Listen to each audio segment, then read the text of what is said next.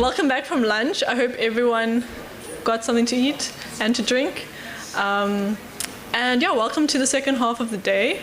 We're opening with another faculty session. I will call up Bothwell now to start the facilitation.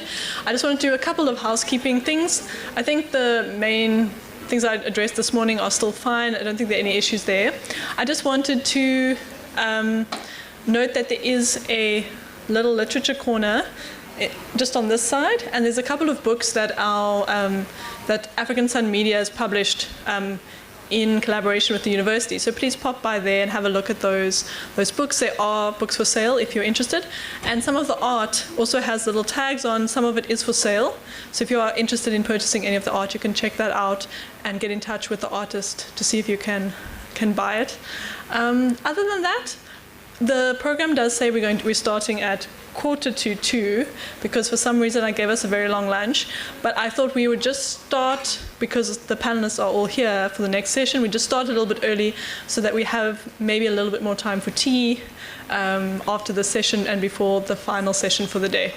So on that note, let me hand over to Bothwell to hopefully lead us in another amazing engagement. Thank you so much.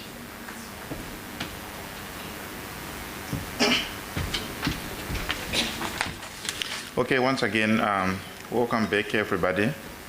I trust that the time we had nourishing our bodies is enhanced our listening capacities. And also enhanced the people who are our contributors to stick to time. Yeah, very important. So at this point, my name is Bothwell Manyonga. I'm from Christchurch, and I'll be managing the time. And without wasting time, I will now call Daryl and her team to come and present to us. And they are coming from the Faculty of Engineering, Built Environment and Technology. Over to you, Daryl.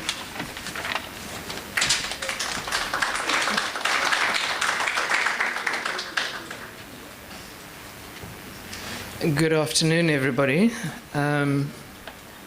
Those of you who know me will know that I always say I don't come with PowerPoints, because only people who don't have a point have a PowerPoint. So I'm sorry.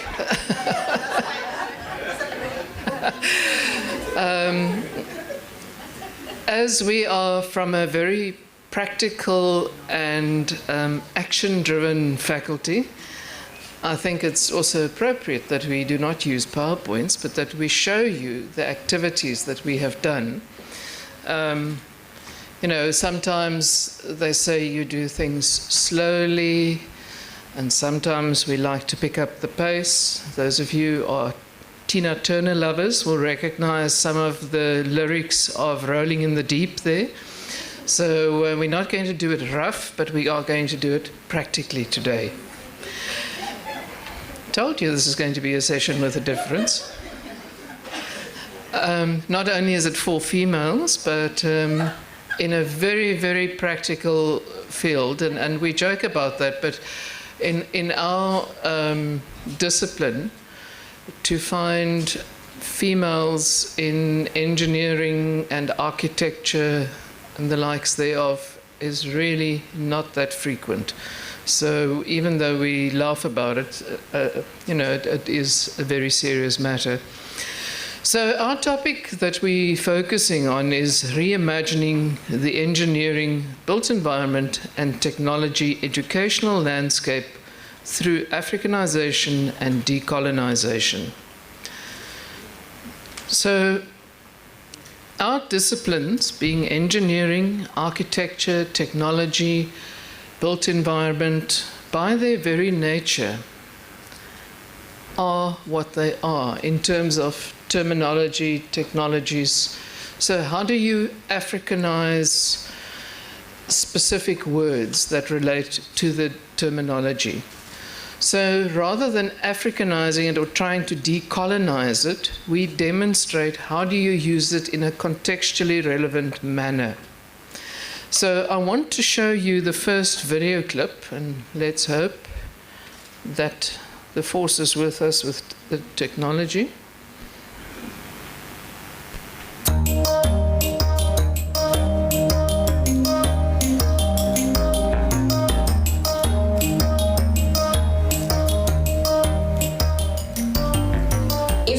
2020 and beyond has taught us anything, that would be that ICT in schools is paramount. E-schools are the future. And to evaluate and assess the e-readiness of South African government schools, the Center for Community Technologies at Nelson Mandela University helped to develop an easy online assessment tool called the eReady ICT Maturity Assessment Tool. Greetings, everyone. Today we're excited to share our findings on the eReady tool, a project focused at creating new ways for students and teachers to engage in schools in South Africa to improve Africanization and eliminate colonization. We use the eReady assessment tool, which involves a 6-minute questionnaire designed to assess the eReady ICT maturity of all school types, ranging from quintile 1 through to 5, to determine if a school is e-ready or not. So, we've visited several schools across different provinces, and for those who could not reach, virtual assessments were conducted. We observed their infrastructure, their digital resources, and also their technological integration. Let's dive into our findings. Firstly, we assessed the availability of digital infrastructure in the schools. This included access to computers, internet connectivity, and functional electronic devices, while also observing the physical infrastructure. For an example, the lack of electricity could play a vital role in evaluating the e-readiness of the schools. We found that while some schools had adequate digital infrastructure, many lacked basic resources such as computers and reliable internet connection. This was mostly evident in schools between quintile 3 to 5. What we did next was evaluating the integration of technology into teaching and learning. This involved observing how teachers incorporated digital tools into their lessons, and also whether students had access to educational software and online resources. The results were low for schools belonging to quintile 1 and quintile 2. Our observations revealed a mixed picture when it comes to the e-readiness of schools in South Africa. However, the interactions with the tools itself proved to be highly effective, as most of the users reported that it was clear, concise, and easy to understand. In conclusion, the eReady tool revealed both strengths and areas needing improvement in South African schools. It's clear prioritizing ICT resources is essential for creating inclusive learning environments. Let's bridge the digital gap together for all students. Okay, so why did we pick that particular project and video to share? The reason for that being very simple and basic. We need to understand, when going into our schools, what are the changes that need to take place to ensure that we decolonize and that we assist our teachers to decolonize and that we can Africanize within our school environment. And as DVC said this morning, coming from an educational background, our teachers were not trained in that particular manner, the majority of them that are currently out in the schools. So this tool is developed to help them to understand what it is that they need to change in going forward, and how do they empower themselves to actually be able to fit into this new realm of technology, but also in an era where it is not colonized and not Eurocentric. So what we've learned from our interactions is the need for curriculum revision. We need to incorporate some African perspectives, do more case studies, less talking, more case studies, action on the ground, and then to diversify our curriculum so that it includes the African contexts and challenges. And I think something that is important, and when my colleagues speak in a moment, you will learn more about that we need to integrate our indigenous knowledge systems into our educational curricula. because we need to learn from the indigenous knowledge and not think that we should always just take to the people, but let us learn from the people and bring it to us. And that would result in sustainable practices and also the change in traditional instruction methods as we are currently use them in the faculty. We are changing that. So it helps us to also then explore the intersection of technology with African cultures, the histories of African cultures and the socio-economic dynamics. And that takes us into pedagogical transformation and how we can embrace participatory design and participatory involvement from our indigenous communities to do this.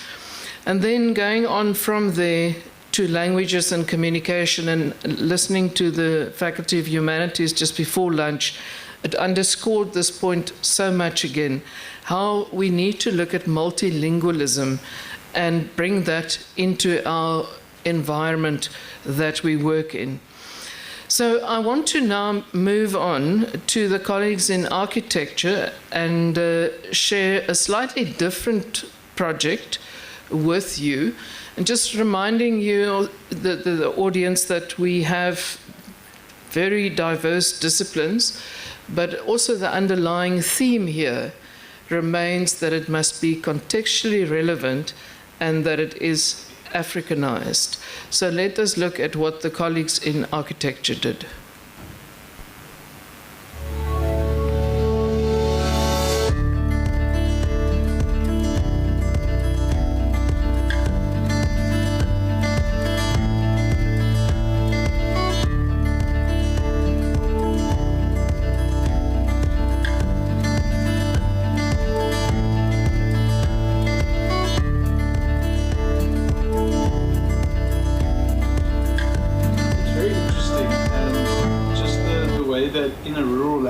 That the villagers sat in, they find such there's such harmony between the material choice, and because of that, the buildings just become economical and so well thought out that, you know, when you analyze the design itself, it just works and there's no materials wasted. Everything is in one fine system where, should there need be repairs, for instance, repairs can be done fast and easily, and everyone in the village is familiar with the construction materials and construction types used.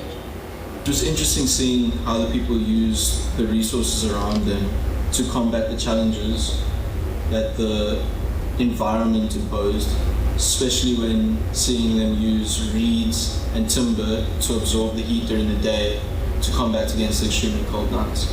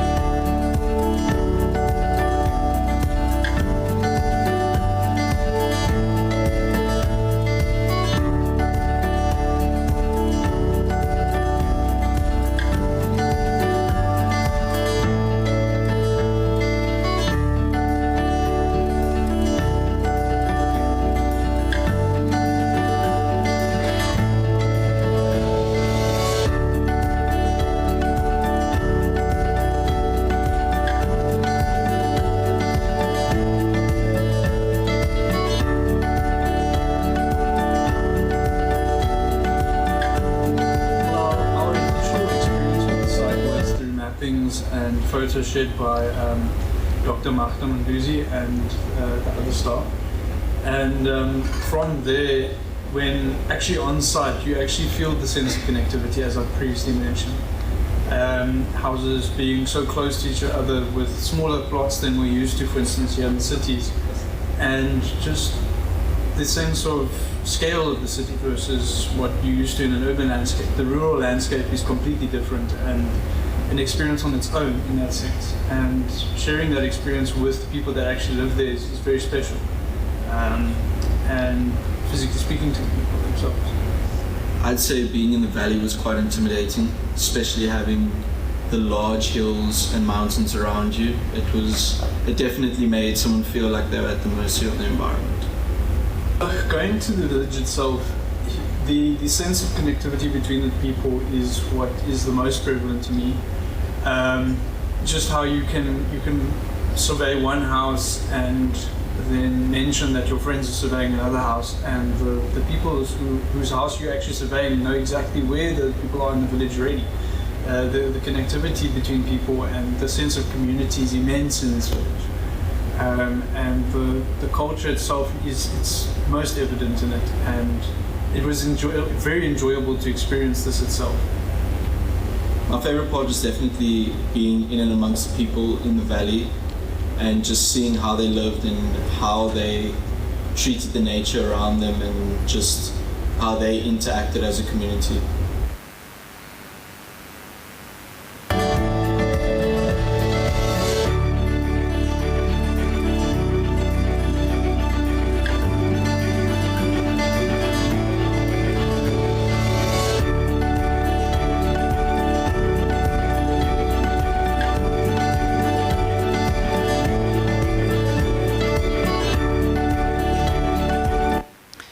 So I'm going to stop it there and ask Magda to share with us some of the insights of what is behind this project with the First People and how the students were included and involved in that.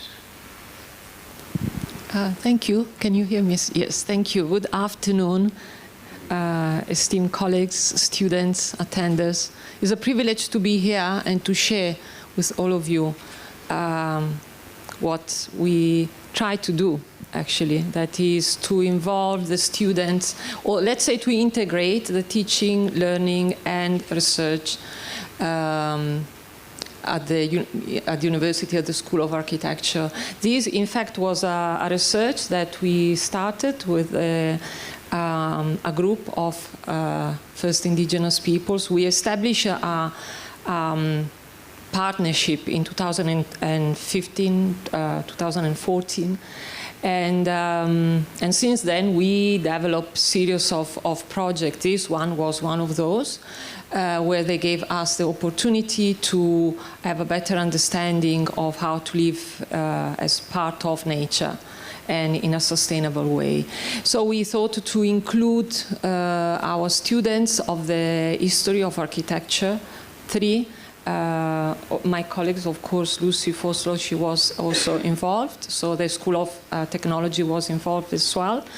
And now, as you can imagine, now also this was like a sort of revolution in the curriculum, because usually the history of architecture that we think about is really based on, you know, like another continent, and we're really fighting to, you know, to try to have more knowledge, because that is also something that is difficult to find books that speak about that knowledge, but the knowledge is around us. So we need to produce that knowledge, but we need to produce that knowledge with the community that that knowledge belongs to.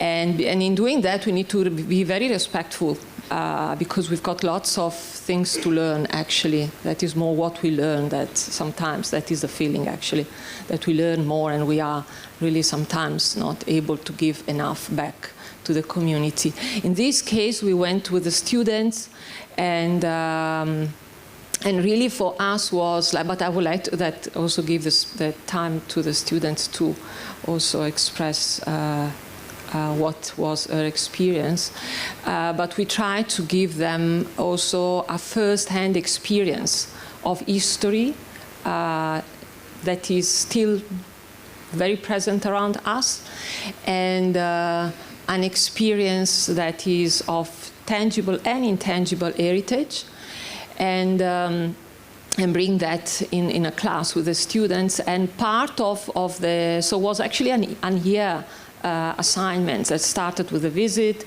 with measuring the houses, so the village, and after that was the redrawings of that. So really having an understanding of the measurement of the technology, And the students were asked to do a video, which one of is that video. So to actually perform, you know, using a video as a really like sort of, you know, like a indigenous way of communicating, which is the performance, which is the storytelling. So they are, with the video, telling us something.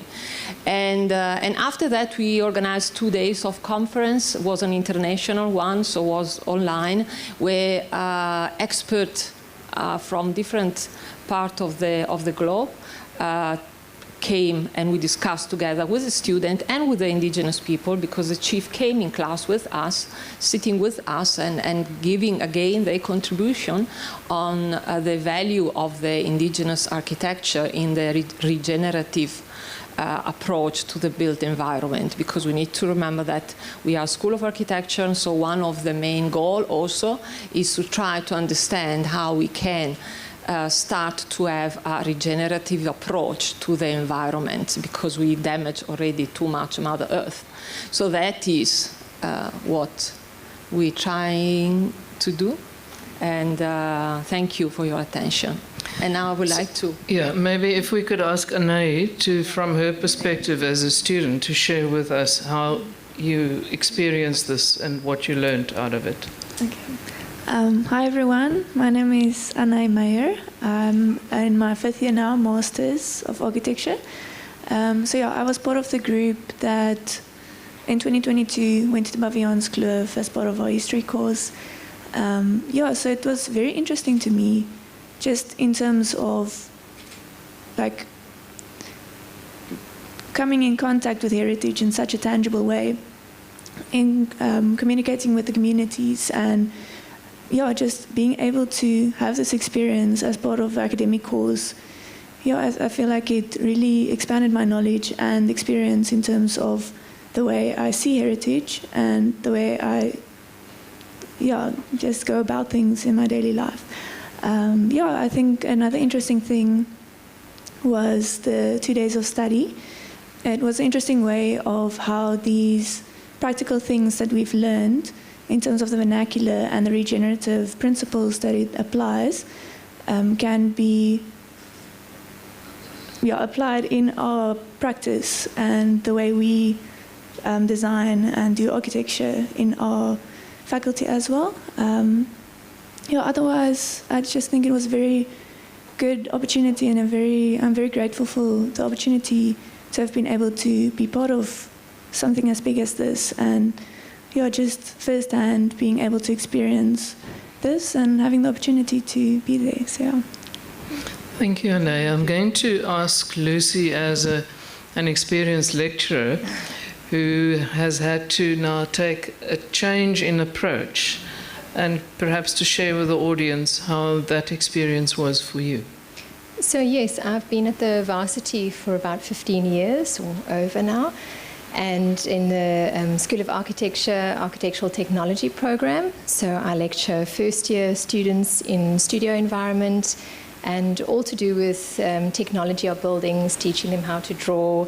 So it's really governed by a Western world, and that was my teachings, or what I was taught at varsity level. That was what I was taught to teach originally at varsity level. So it's really bringing about this complete change, which was needed, and of course based on the project of Dr. Associate Professor Ngutsi. A really important base knowledge of research, and the bigger project, working with that, not just picking on an aspect, but actually being part of a research program and incorporating that into the classroom. Thank you very much. So, ladies and gentlemen, as you can hear, very, very different approaches. And as a faculty, we are positioning this as a new opportunity for the faculty to integrate our teaching, our research, and our engagement into one activity, and to, of course, also publish on these new practices, the Africanized practices that we are finding in this process.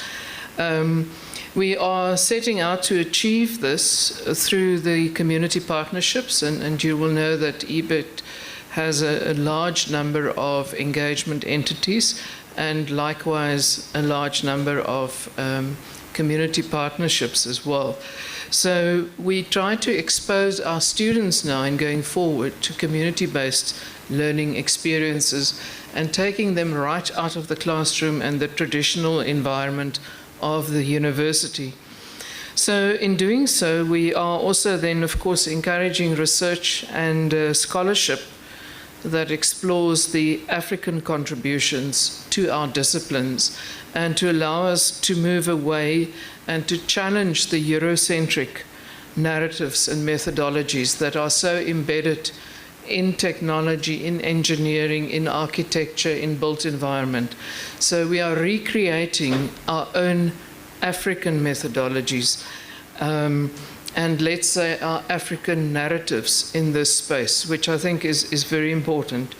So in closing, I want to say that as AfDeP, we see this as an opportunity to reimagine and to act as a catalyst for Africanization and decolonisation, whilst fostering an inclusive, contextually relevant and transformative academic environment that empowers our students to address the complex challenges facing Africa, the Pan-African context, and essentially the global context. And if we achieve that, then we can truly say that we are an African university. Thank you very much.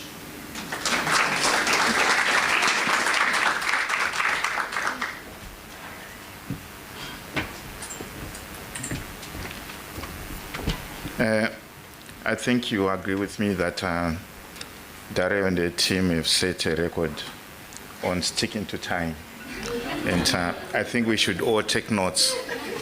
And in the meantime, I would encourage you to sharpen your questions and your comments so that they are not another presentation. But without wasting time now, I'm going to invite the Faculty of Education contributors, being led by Siobhan, to come and to present. And as the norm, 30 minutes of presentation, then we entertain the questions at the end. Good afternoon, everyone. I think I would just like to begin by sharing our experiences right from the beginning. When the Faculty of Education received the invite to do a presentation as a faculty, the Dean of Education, the Executive Dean, Professor Heloisa Thora, asked me to coordinate something. So I said, okay. And, we asked people to please respond if they were interested. So in the end, I think we had about 13 people. And so I decided to call a meeting to decide on the order of this presentation. And we started the meeting, and eventually the meeting just went into this completely chaotic space where everybody was arguing. So we said, I'm sure everyone wants to hear about our journey as a faculty. And then people started arguing, what journey? Is this one journey? Can we talk about it as one journey? What is decolonization? What is Africanization? And at the end, nothing was organized. And at the end of the meeting, I said to myself, oh dear, I really don't know what to do now. But after a while, I began to think about what had happened, and I realized that even though I didn't organize anything in terms of a program, that was an incredibly rich meeting, because we were engaging on our experiences of decolonization and Africanization as a faculty. Having said that, I think we can all agree that decolonization and Africanization is a messy process for a range of reasons, not least because of the ambiguity around what delineates these concepts. There are many different definitions of decolonization and Africanization, and the existential crises that go with it. In much the same way, the motives or the interests that premise each meaning are themselves varied, competitive, and contradictory. Yet the contemporary crisis in the higher education context, spearheaded by the Fees Must Fall movement, has demanded a need to accelerate the decolonisation of higher education nationally and beyond our borders. It was interesting that Oxford also had to heed to the call. This imperative and the need to act fast orientates us towards more homogeneous and clear solutions, a tendency to work towards more formulaic, linear, tangible decolonisation and Africanisation initiatives and solutions to stabilise the higher education or university space. In other words, the great need to legitimise our existence in Africa, our existence as the university or a university in Africa. And of course, to evoke the neoliberal imperative of imagining the university as appealing to its clientele, as stable and as efficient, because no one wants to attend a university that's filled with contradictions and uncertainty. As a Faculty of Education, we have engaged in several decolonisation and Africanisation initiatives, both practically in classes and in scholarly publications as well. A kaleidoscopic collage, rather than a single snapshot, would depict our decolonial and Africanization journey as a collection and as a collective and individually. So much so that the collective journeys are perceived, and now I'm talking about the Faculty of Education, are perceived and interpreted differently by different participants in much the same way that individual understandings and interpretations of decolonisation and Africanization is on a continuous spur. So we're all going. We're just all getting on at different stops, and we're all using different kinds of means of transport. Some people on a plane, some on a bus, you know, so that's sort of the journey that we are taking. Paulson refers to social cartographies as situated snapshots of crossroads that can highlight different choices and these different kinds of tensions and contradictions. But these can also open up new possibilities. Using Paulson's notion of social cartographies, the Faculty of Education would like to share with you a cartology of some of our attempts at decolonisation and Africanization within the Faculty of Education. So, I would like to now introduce you to the people seated at our table, my colleagues seated at the table, and just a brief intro of what they're going to do. First, I have Professor Heloise Tora, who is the Acting Executive Dean in the Faculty of Education.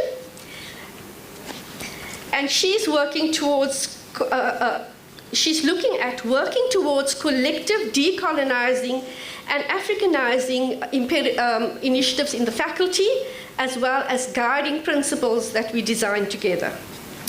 Dr. Marlies van Heerden will focus on dance. Ms. Makosi Madimabe will focus on mathematics. Dr. Badrun Ismail will focus on finance. Mr. Malisela Maepe will focus on history and multiculturalism. Dr. Lucky Malaluke will focus on TVET. And Dr. Walters Donubia will focus on postgraduate studies. Thank you. Madam Dean, can you please begin? Thanks, Professor Pillay. Good afternoon, ladies and gentlemen. Mine is more a brief reflection of our journey in the Faculty of Education on the work that we've done regarding decolonisation and Africanization.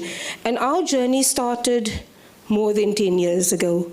Probably around about 2010, 2011, when we embarked on our revisioning and recurriculum process.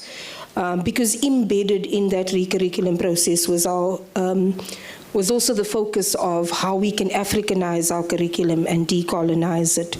The process was intensified after the Fees Must Fall movement in 2016.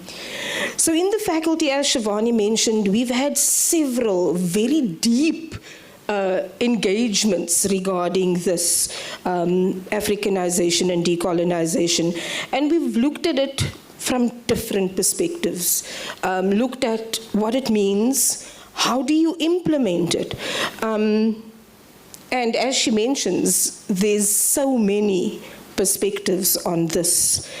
We acknowledge that it's not just about talking about these concepts or understanding the concepts, but it's about living the concepts. We see decolonization and Africanization as evolving concepts, ever-changing, and we have to take that in account in what we do. From all the definitions that we've discussed, and some that was mentioned already by Shivani, there were some important characteristics that stood out for us, and I'm not going to go into all of them because, as you can see, there's so many people that still need to say something. But one that stood out for us is in terms of decolonization, was the fact that it is important not to forefront one dominant worldview in what we do.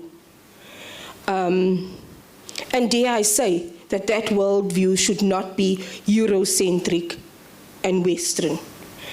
So we acknowledge that in what we do, in what we teach and how we teach, we acknowledge that there are various ways of doing things. We strive to not position ourselves as the knowers when we walk into our classroom. We don't always agree, but we agree to disagree.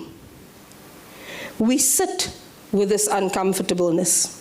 I shared with a colleague this morning that, we will disagree, but we will sit with it and we'll continue our conversation about it. And this is us living the pedagogy of discomfort.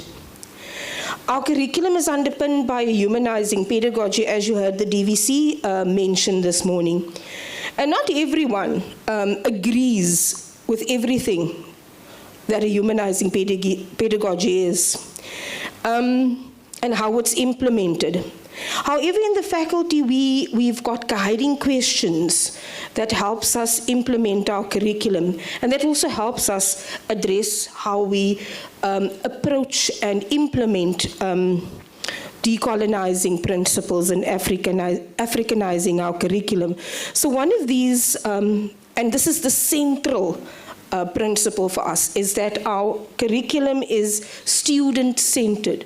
It's very important for us to know who our students are, where they come from, what are their backgrounds and experiences, because this helps us to incorporate their lived experiences in what we teach. Then, what is it that we teach? It cannot just be westernized, Eurocentric content. We need to draw on our indigenous knowledges and incorporate the local and content and context, and that's what we strive for. So this is almost like a checklist for us when we prepare to teach a specific module, that you use these questions to see if you are doing this. The third question is, how do we teach? And for us, it is about not just using the traditional ways of teaching, putting a PowerPoint together, talking to your students, but rather engaging them in a dialogue, drawing on their lived experiences once again, as well as tapping into using African approaches like storytelling. There's two more. The second last one is, where do we teach?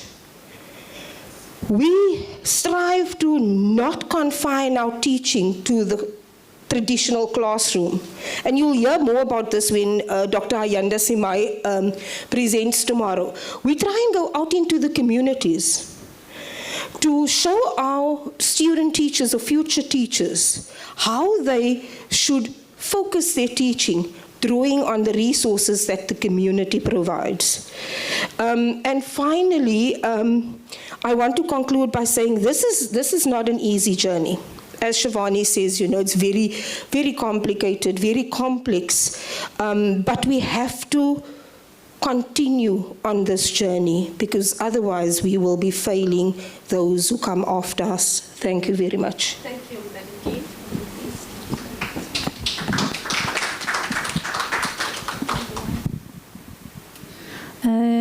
Hi, good afternoon, everyone. Thank you so much, Prof. Saturar and Prof. Pillay.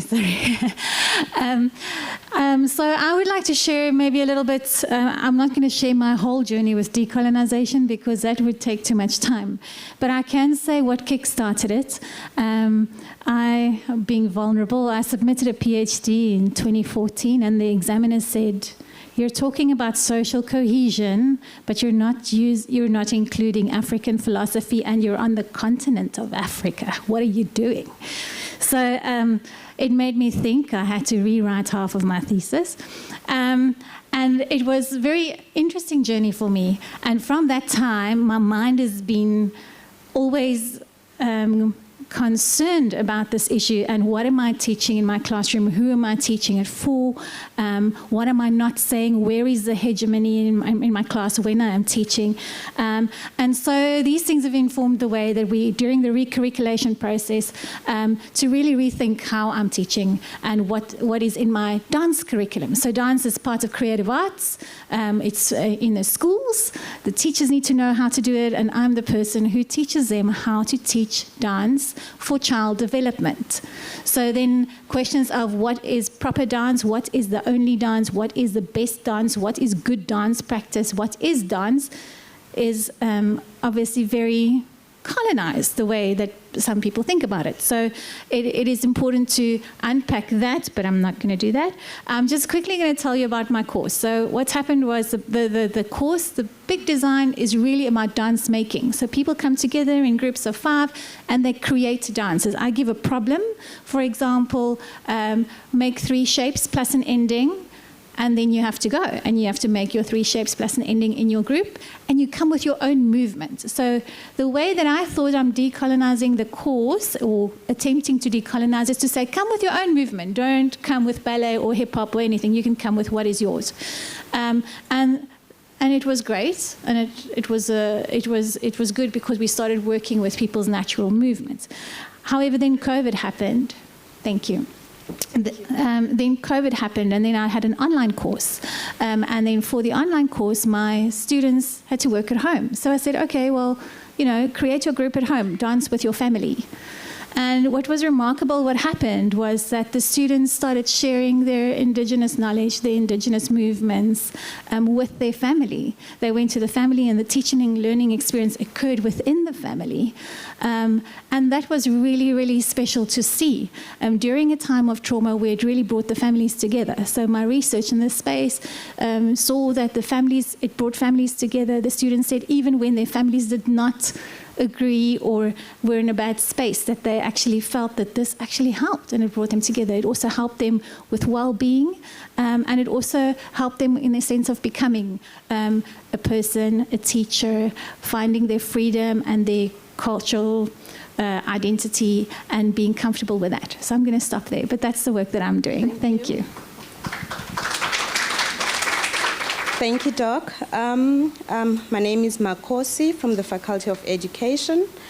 As I enter into this conversation as an emerging academia, I would like to tap into 2 aspects. Firstly, Lagrange, when he defines decolonization, he says it means everything is different from situation to situation. It would mean this to a first person, and it would mean that to a secondary person.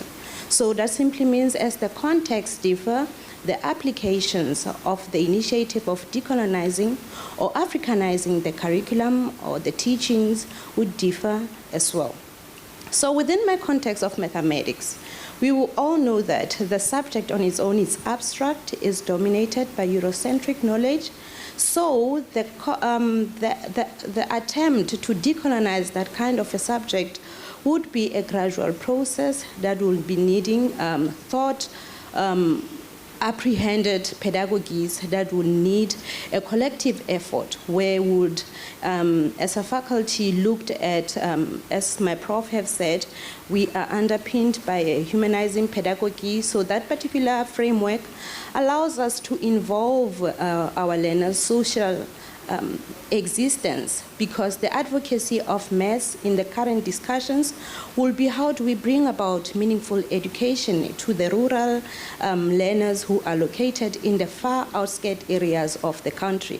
So for us to bring about meaningful education, we would enter the conversation with not only to decolonize, but to indigenize. How so? By using culturally centered artifacts in terms of modeling what we teach, but not using the Afro-scene models that were used by the Westernized, but bringing what is currently presiding in our local communities, allowing our learners to engage with community-based assessments that will enable them to go back to the communities and seek support from the elderlies. One wise man have said in the past, a death of an elderly in the community is a parish of a library. Why do we say that? These indigenous ways of knowing are captured as archives in the knowledge of the elders. So for us as a faculty to can be able to retrieve that knowledge, would have to create methodologies that will allow learners to go back into the communities and acquire olden ways of doing things, in as far as them incorporating those artifacts. In terms of research, I have embarked on a journey where I borrow from the knowledge of the seminal works of D. Ambrosio, who talks about the importance of ethnomathematics in an African context. This particular author refers to the usage of knowledge within the communities, where we always invite the elderlies in the communities to come and share their knowledge with the young ones. Remember, we know that if knowledge is not used, it gets to be archived and it eventually perishes away. So the advocacy or the main agenda of this journey is to incorporate those knowledges that are in the communities and to try and bring out the beauty that is yet not being put to good use. Thank you. Thank you.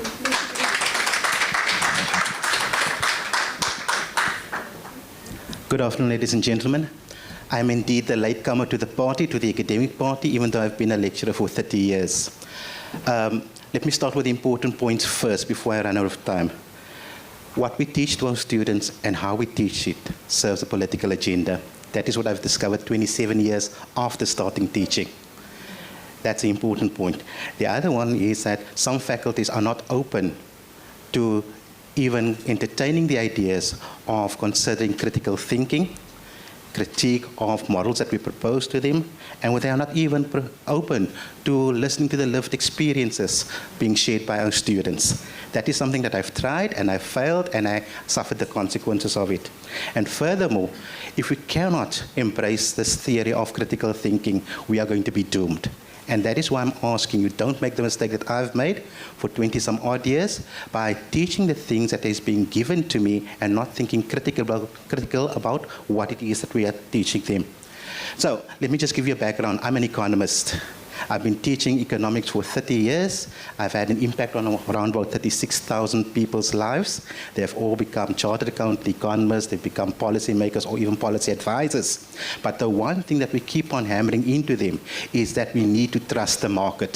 The market is self-regulating, and if it is left its own devices, there will be no shortages, there will be no excesses, and at the end of the day, the marginal social benefit would be equal to the marginal social cost, which means we don't have to worry about anything.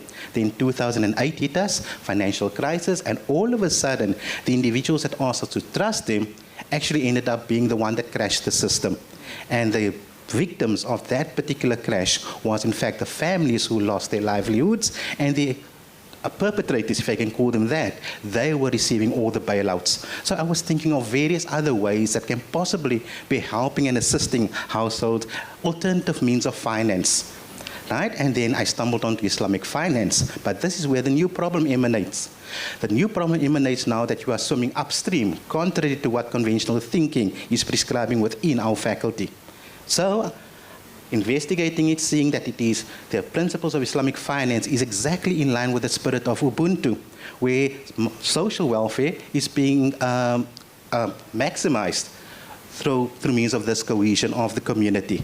So I started investigating it even further, started bringing it into my lectures, and lo and behold, in chapter 5, where we are supposed to discuss this issue of social welfare and whether the market can be trusted, a few hours later I got called in and I was reprimanded because I was thinking outside the box. The biggest stumbling block is that when you want to do a PhD in Islamic finance that seems to criticize the capitalistic system, you are going to get a lot of headwinds in terms of getting your proposal approved. And that is the story that I'm here to tell, ladies and gentlemen. We need to start thinking outside the box.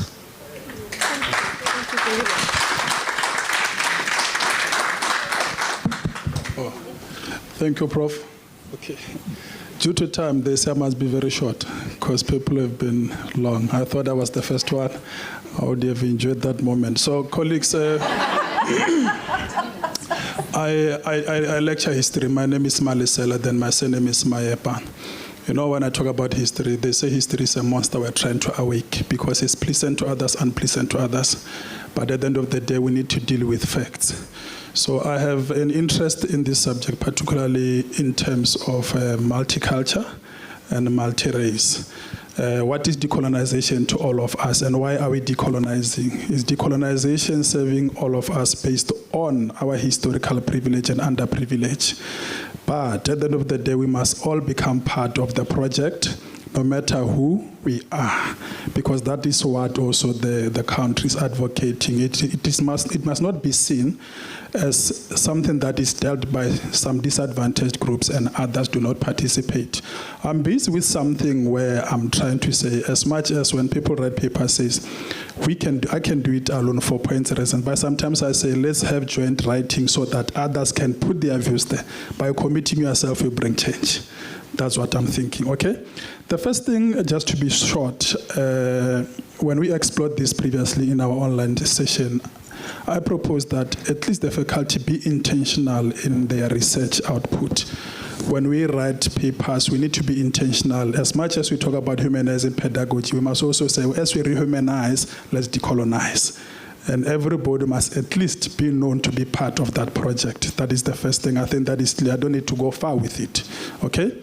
So before we go further, then the question is, when we deal with decolonization, we cannot leave out the issue of identity. Whose identity are we talking about?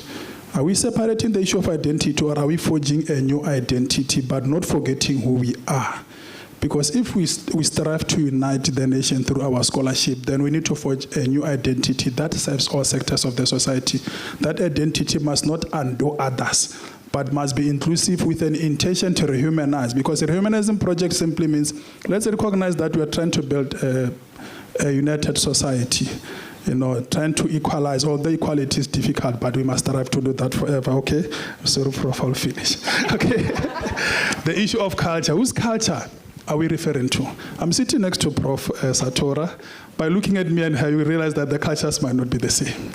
Is culture how we were? Is part of it, but the reality is how we conduct ourselves and how we view others. You know, that's one within the, you know, sorry, Prof, I wanted to say something, but let me leave it there. So that's why I say history is not pleasant.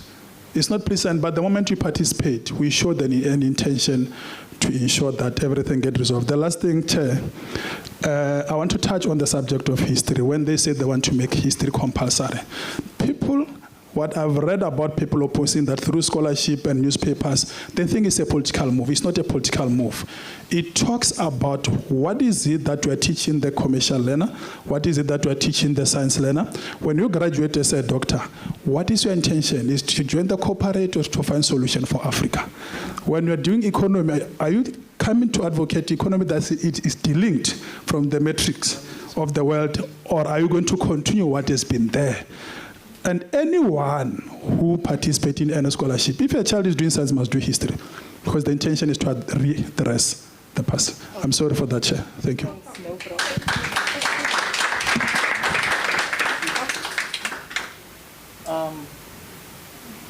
Can you hear me? Yes. Can you hear me now? Okay. I'll speak from the postgraduate perspective. I don't have time. So, decolonization is a reaction to something. But what we want to become as a society after that reaction. And at the level of postgraduate, we involve in knowledge production, knowledge creation, and all whatnot. So these are very complex ways of expressing ourselves. And like Prof. Pile said, we will not necessarily agree on what we want to become. But so the main question here for me is, how could Africanization and decolonization find space in our onto-epistemological relationship in the discourse of postgraduate education in Africa and South Africa, and particularly this university? How do we create that? Because we have a doctoral or postgraduate education where it's not structured. You have the pedagogic approach where it's predominantly one-on-one. The supervisor indoctrinates you to follow a particular worldview. I use the word indoctrination on purpose because the power structures that tend to accept and refuse what is acceptable in itself is colonized. So how do you, at the postgraduate level, begin to find space in that kind of conversation? And I'm sure most of us are studying at that level. And what we are trying to do as a faculty is to make sure that all our students answer such a question. That's my point. Okay, greetings. It was actually agreed that I will speak for 15 minutes because it is public knowledge that I talk longer. So, and I can't help it.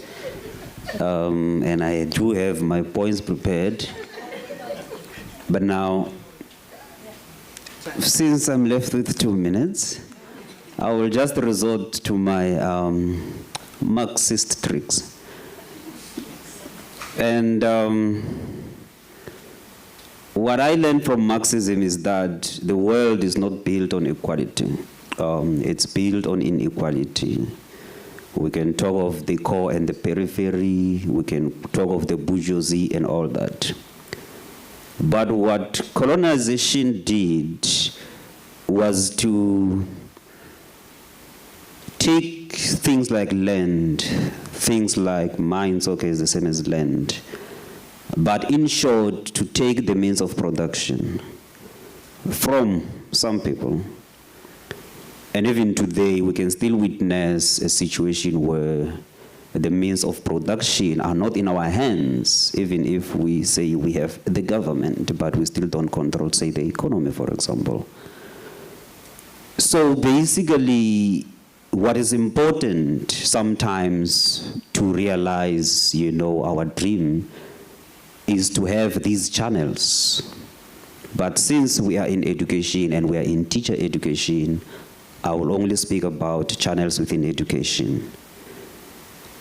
And in my department, we teach teachers to be teachers in the TVET space, not the school space. And now I took one concept of co-creation of knowledge. How do we do co-creation of knowledge? And I said the one thing that is lacking in South Africa in TVET is we don't have most people writing in TVET, especially from the TVET sector. And we only have one journal, by the way, for adult education and TVET. So we don't even have enough spaces to express ourselves academically.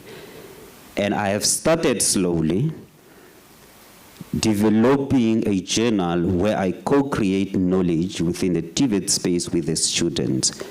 And I must say in closing that thanks Dr. Pumeza Kotanyati for endorsing that project. And thanks our former Dean, Madam DVC, for first approving it. And thank you, our acting Dean, for actually endorsing it even further. So in the next 3 years, we are going to have at least a journal that focuses on TVET as a way of creating a channel where we can actually present these views that we think are important. So I did that in 1 minute. Thank you.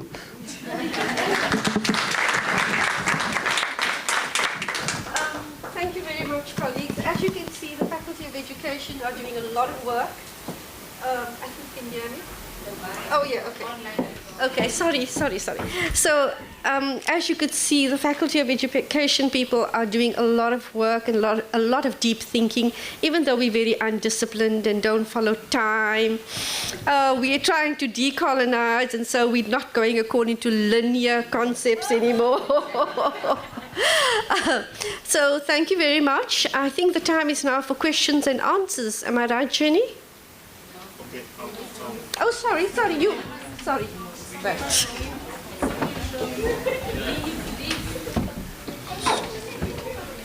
So definitely they deserve another round of applause.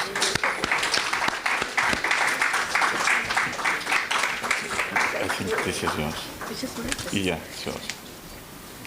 So when they came, I was very worried. And considering that they are teachers. Yeah.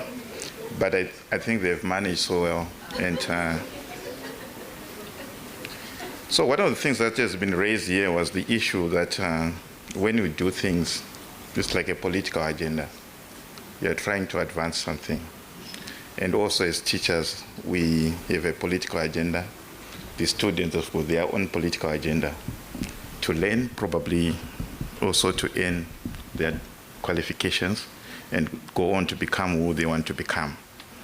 And I'm sure you've got a lot of questions about the insights that have been shared by the two groups. They've raised important issues. And whilst they were presenting, I was also trying to engage with what they were saying. Then I said to myself, no, let me come up with a question. I want to give an example of a question so that when I give you the chance to ask questions, you really ask questions, not to ask a question, then you provide the answer. So I thought, considering the complexities inherent in decolonizing or Africanizing teaching and learning within the field of engineering, I picked engineering. How might we navigate the challenges associated with integrating indigenous knowledge, systems, and culturally relevant perspectives while ensuring rigor and maintaining global standards? Probably because we are talking about decolonization, maybe we need to run away from the issues of global standards. But anyway, it's a debate beyond what we are here for today. So with that, ladies and gentlemen, this is an example of a question. So for the administrative, I think we are going to take 3 questions at a time. And like what happened in the last session, then the presenters will have a chance to respond. Then we will start with, on my left, 3 questions, burning questions. Be articulate. The keywords are being brief and precise. Yeah, sure. So the mics will come. I'll start here. 1, 2. Okay, I'll go with the gentleman with, yes, who's decolonized. Who was attacking us for not having hair, not knowing that it's a disability. I know when they were attacking men with their hair, I love my hair, man. Okay. My question is to the colleagues from engineering, particularly architecture. Wonderful presentation. I'm just wondering what the benefit of that whole project was for the community members. I could hear the benefit for the students, for the university, but I'm keen to find out what's the benefit for the community members, because in relation, bringing it to this conversation, we have to be mindful of the way we do our research, our epistemology. And if we just go there and say they had this wonderful system of building in harmony with nature, and we take videos and we present it and not one of their name is in the presentation. That reminds me of the anthropologists that came to Africa and also took our knowledge system and published wonderful books without us being included in it. So what was the benefit for the community members, and is there perhaps a way we can rethink the way we do research to include their voices when we present our works? Thank you.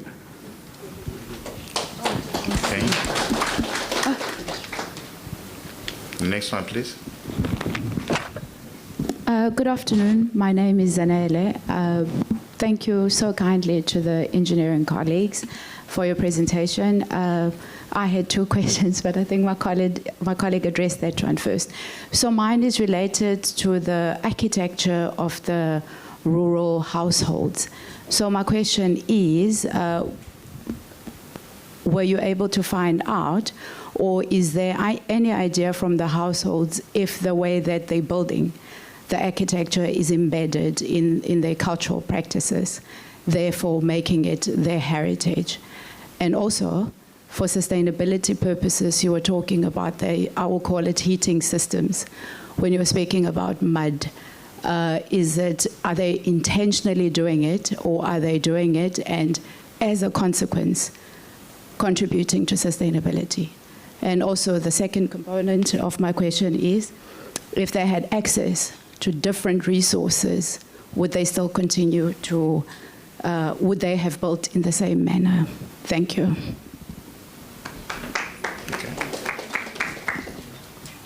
Okay, thank you. The third question, was there any third this side? Yeah, over there. Oh.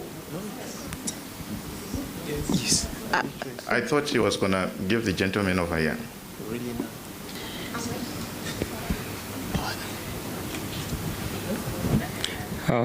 Greetings to the house at large, the august house. My name is Michael. I just want to be short because I don't know if I'm audible. Can you hear me in the back? I'm Michael from the Department of Development Studies, and I'm the postgraduate student in Masters. So I just have to engage with this beautiful narrative which I got from the house and the beautiful presenters. Without waste of time, I just want to say decolonization process is something which is very emotional, because when you speak about decolonization, some people will be saying we're excluded, because when you speak of we keep talking about Eurocentric and all stuff like that. It's something else. Just to save time, I think the whole thing itself, it started from the spatial, structural disparities, referencing from the Berlin Conference, 1885. This is where the problem started. But the question is, how do we do that to address such, and how do we, fix the problem? I feel like there is a missing link, Mr. Chair, missing link of the narrative notion of decolonization, which is proposed to be, I can say, done with the use of Afrocentric approach. It's something which you have to do, that we still have the problem of what we call political substance, autonomy. You can't speak about decolonization when we don't have political autonomy and a substance of doing that, because every day someone must decide that in policy making, stuff like that. But it's a beautiful time to start it from the grassroots level in academia. My question is dedicated to humanity faculty, because I had them talking about teaching and learning pedagogies they must include or comprises of the Afrocentric approach. I just want to ask that, to what extent the decolonization, or I can say proposed narrative notion, will be inclusive for non-Africans and also people actually who are here in our country, because we do have like the whites. I don't like calling people with color, stuff like that. I just using that based on racial, I can say, stratification is not me, is what the state says. So to what extent what this process of decolonization, I can say, proposed narrative notion, when we deploy Afrocentric approach, it's going to ensure that the teaching and learning education, particularly a curriculum, I can say, design, will also accommodate non-whites and also what the Europeans. Thank you so very much, Mr. Chair. Okay, thank you for your question. I'll give chance to Daryl and Pile and the team to quickly respond, please. Yes, thank you so much. Thank you, Cliff, for this question. And it really is a crucial question, because, for the work that we are doing, that is always the first question that is in my mind. How much we learn and how much we can contribute to co-create a knowledge. Probably for question of time, we didn't really have the opportunity to maybe go in depth on the fact that that we saw is actually part of a major research where 10 chiefs are actually part of the group, and they, the project is actually co-create with them. So we discussed, from the ideation of the project, funding, raising funds, how we're going to organize the project, what the output's supposed to be, and before we share that, if they actually support or not, if they give us the blessing of sharing. So it's really like a process that we build up together. Those houses, really comes from an heritage that has not been documented before. And I must really say honestly that I went in that village many times before I realized the values that was in front of me. I was completely blind. I couldn't see it. And took me years of work before, having that things out of my heart.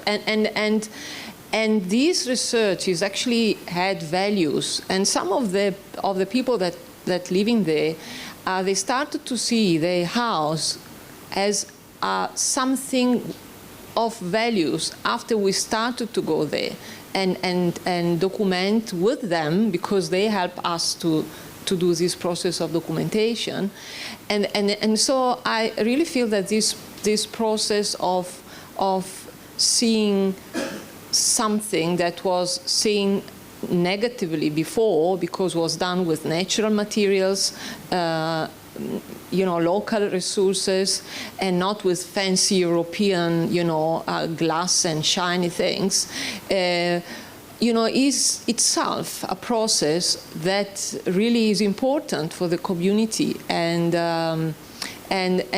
we saw actually that since we start, they started to take more proud of their space, and that for me is already something very important.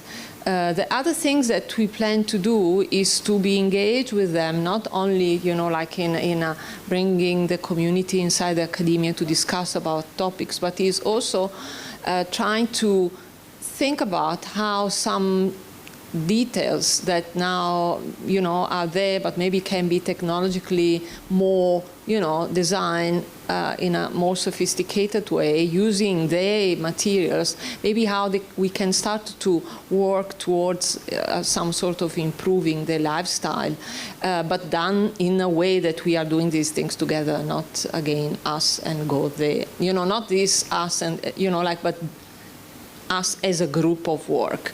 So that is, what we're trying to do. And the other question is, this village is so important for so many reasons. The people that are living there, which are Khoekhoena, are living there since pre-colonial time. They have not been forced removed from their place. And the technology that they use is actually a technology that they pass down from generation to generation. And although the houses are squared, but the technology that they apply is a very ancient technology.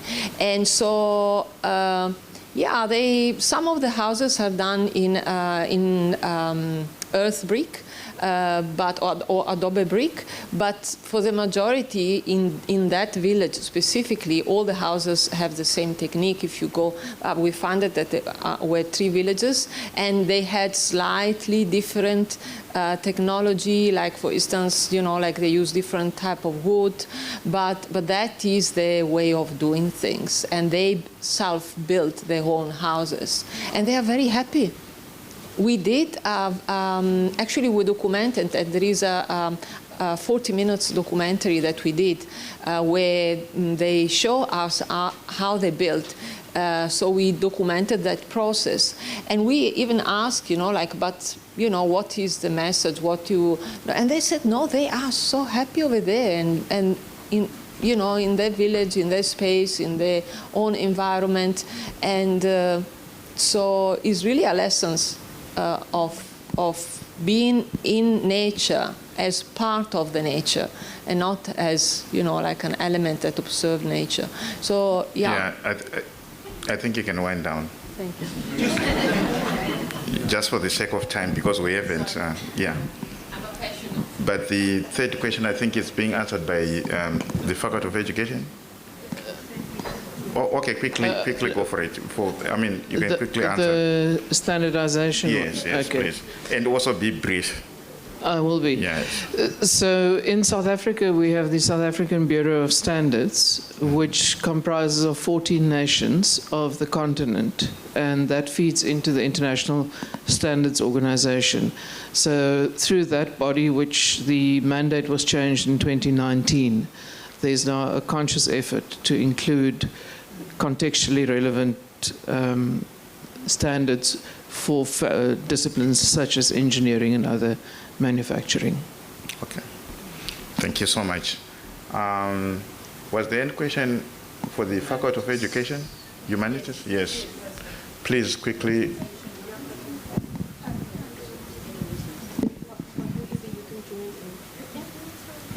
We will once again try and answer this collectively.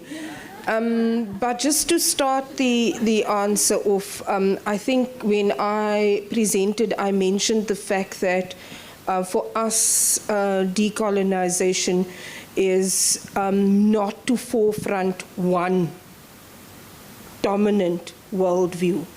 So in whatever we do in our teaching, we try and incorporate as many views on the particular topic, and that's how we accommodate all the different groups. The other aspect that I mentioned was the fact that we approach our teaching and learning through dialogue and not go in there and, from our point of view, share the content, but rather ask questions and tap into the lived experiences of the students to bring in the different perspectives. Through that, we try and, create respect for the different perspectives on a specific topic. And I don't know if there's any of my colleagues. Nadima wants to. Quick responses. Quick, please. Nadima first, because she's in the faculty.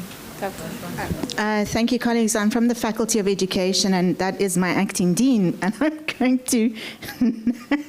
I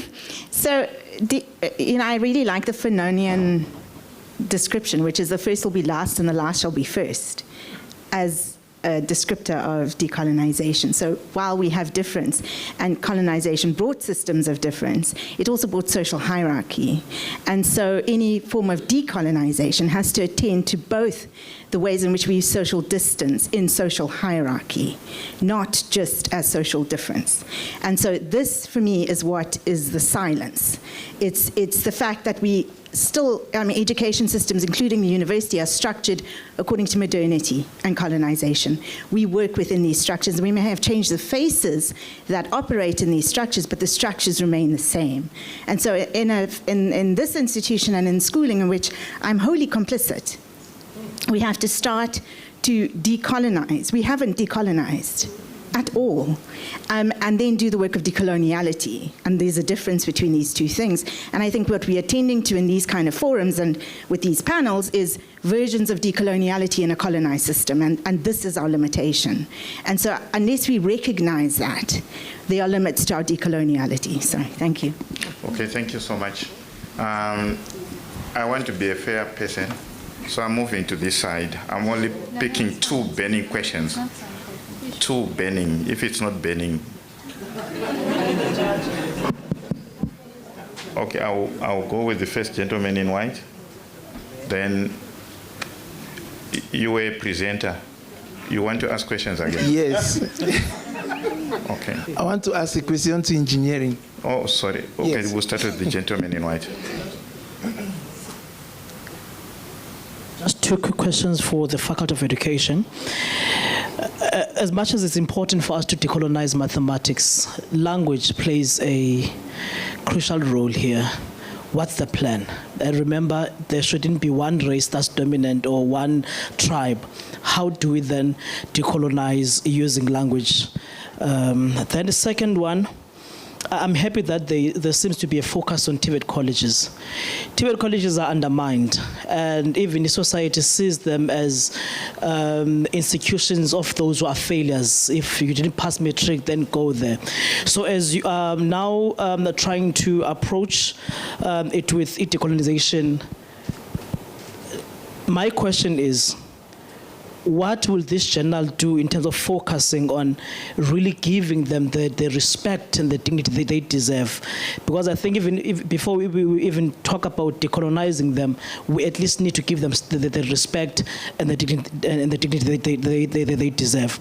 So maybe if you can assist me on that one, I would be happy. Thank you very much. Okay, thank you. Then the last one. Okay, I'll give you a chance. Okay, thank you. And I have one question and a comment. When I listened to the engineering presentation, I thought about the logic that underpinned the project, and my conclusion was, that is a comment anyway, it seems to mirror the same logic that justified Bantu education. And I'm speaking from the education perspective. I know there's a whole lot of debate about that, but that was my view. But the question now is, okay. The question now is, when you went into those communities, is there any architectural languages that you got, instead of looking at the designing and all of those things? Because sometimes in an African society, language underpins meaning. And without that, then we might still have a way of looking at their architecture in a sense that in itself underpins notion of colonization. Okay. Okay, thank you. So the contributors, you can please go ahead and respond. Okay. And also be brief. Yeah, mine is going to be very brief. It's to the question regarding the language. We've got a very strong focus on decolonizing language. And actually, we would have had a contribution from one of our colleagues on what we're doing in terms of multilingualism in the faculty, because we see that as, one of the main aspects to decolonize. Unfortunately, the person became sick and could not form part of this. But we do have a lot of work going on with regard to this. And my colleague who spoke after me is one of the people that actually work in language. So perhaps you would like to say something, Nadima, about the language. I don't think time is going to permit. I'll go to Lucky. Please respond.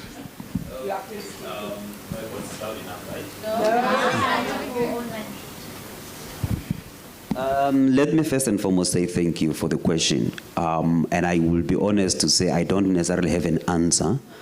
But I think that is actually something to actually think about. And probably it might feature in tomorrow's presentation because it's on the same topic. However, what I learned is that I used to be an overthinker and I will never act.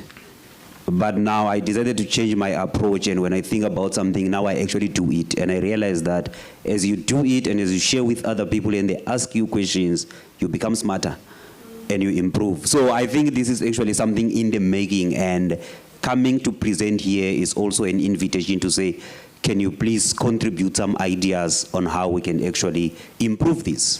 Thank you. So thank you very much for the question. Okay, thank you so much. You still want to respond to something? Just 1 minute, please.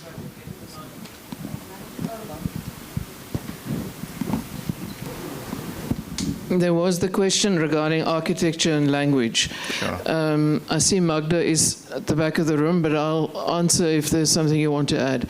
So I want to say, first and foremost, you need to define language. What do you mean by language? In this particular instance, we're not talking about the spoken language. We're talking about the visual language. So the language medium that was used here is more symbolic of nature. So looking at the symbols within the architectural designs, as well as then capturing that into a multimedia format of some sorts. where people are telling stories in a different manner. So it's using a more creative language than the spoken language. So I think that is a new approach to documenting architectural involvement from communities, and obviously something that we need to investigate more. Okay, thank you so much. And you know, it just shows that the discussions which are happening today are very important. We can see by the number of hands going up. And also, I mean, I'm trying to limit the discussions because of time, but obviously because we are here, we're going to continue the conversations. And I hope some of the questions that remain unanswered will be asked as we go for tea. But ladies and gentlemen, please join me to give a round of applause to our contributors and everybody. And